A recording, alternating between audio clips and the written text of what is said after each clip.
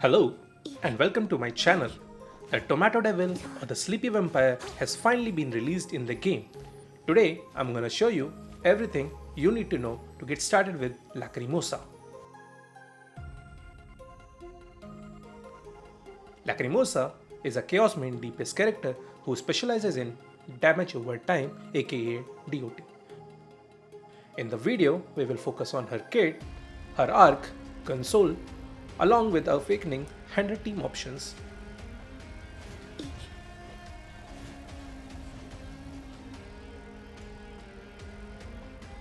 Starting with her basic attacks, she basically has two different type of basic attack strings.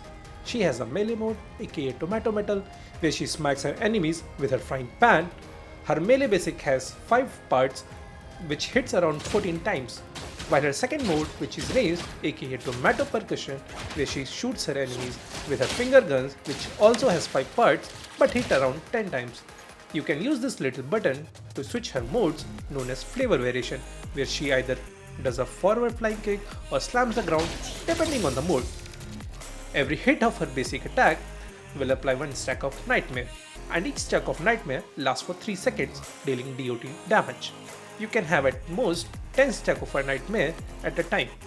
So basically, the more stacks, the more damage she will deal, which is an important part of her kit.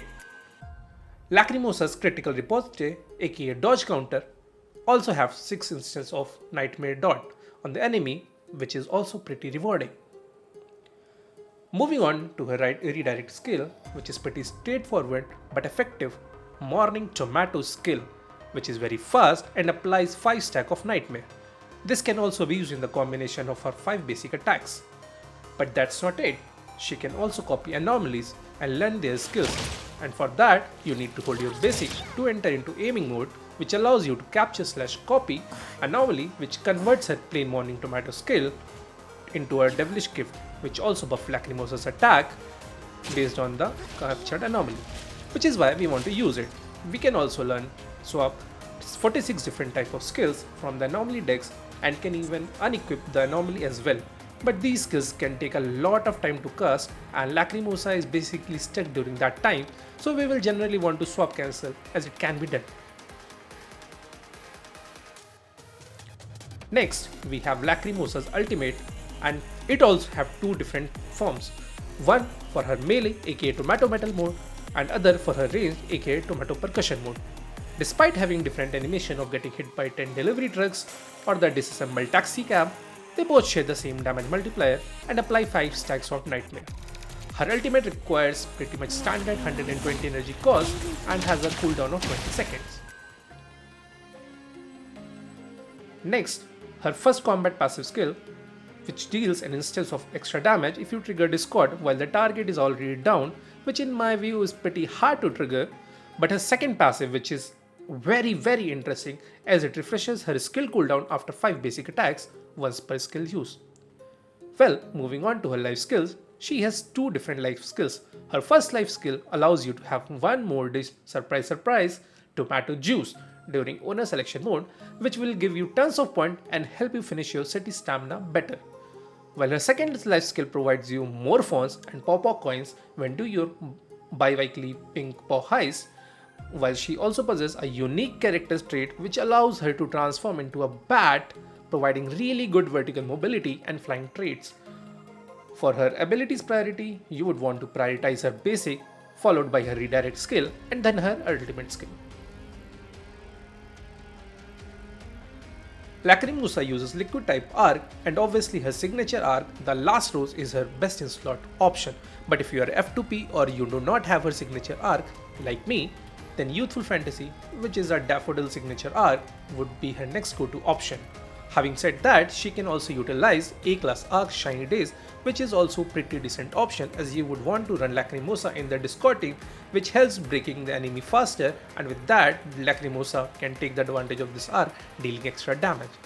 Lastly, if you are a pad-bait battle pass enjoyer, you can also use Fluff of Fleetness for that extra crit damage, and since Lacrimosa would be on field most of the time, she can also take advantage of that extra attack provided by her passive, though you might not want to swap cancel it.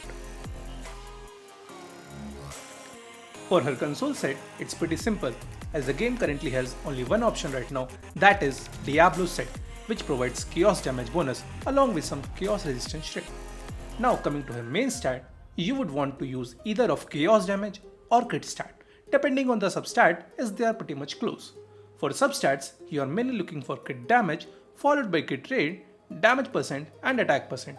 These are ideal choices, but flat attack will work too, while cycle intensity and break intensity doesn't help much. Also, make sure to equip 2 extra module 3 and 1 module 2 pieces to get that extra chaos damage bonus. Moving on to Lacrimosa's Awakening, A1 increases the damage of Nightmare by 11.8%, while A2 increases Lacrimosa's damage dealt by 15% for 15 seconds when she switches in using a support skill. A3 triggers all Nightmare stacks collected when 5th hit of basic lands, which sounds pretty interesting as it would front load her Nightmare damage and avoid any wastage of Nightmare stacks. A4 extends Nightmare duration from standard 3 seconds to 6 seconds. While A5, well, this one is a bit complicated as it reduces the enemy's HP by 200% of Nightmare damage dealt along with restoring the HP of Lacrimosa every 3 seconds. A6, this one is intriguing as it can help in triggering the Esper cycle once per 5 seconds after casting the Devilish Gift, in which we will targeting to do the swap concept. So this one is suited for those who like to play the quick swap style with Lacrimosa. Well, I personally liked her A6 a bit more as I like to play Lacrimosa in the quick swap, and with her A6 awakened I can trigger the Esper cycle relatively easier, but her A3 is the one you should target as it will front load a lot of damage from the Nightmare stacks collected. As for Lacrimosa's team, we are gonna want to use characters which can help to trigger Scorch as well as Nova and eventually Discord, as some of our arcs do get a lot of bonus around it. Having said that, the best team for Lacrimosa looks something like this, where Sakiri and Haniel will provide ton of damage buffs and Daffodil, which will definitely help in breaking the enemy quickly and really fit into this type of team archetype with her quick swap style. Adler can work too in this team if you do not have Sakiri. You can also swap Haniel with Fadia if you think you need more survivability, but it will definitely reduce your damage output. You can also replace Daffodil with Baijan if you don't have her, or just in case if you want to. He will work perfectly fine with only a bit of conflict over the field time, as they both love field time. In your account, if you are still planning to pull for her, as she deals quite a good damage along with cool traits, I personally like be it extra Pawpaw coins or the Flying Bat. Well, do let me know what you think about her in the comments below, along with any suggestions if you have. Thanks for watching and see you all in the next video.